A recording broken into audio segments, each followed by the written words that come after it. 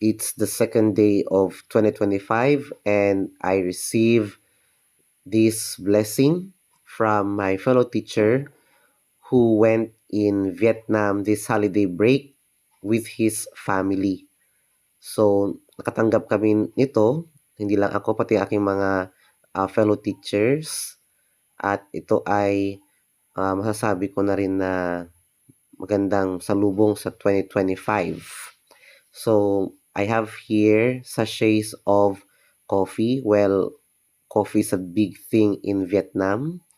And I'm excited to try it. Pero this time, ngayong gabi ay subukan natin itong dynamite juice. So, mayroon rin palang dynamite candies sa Vietnam.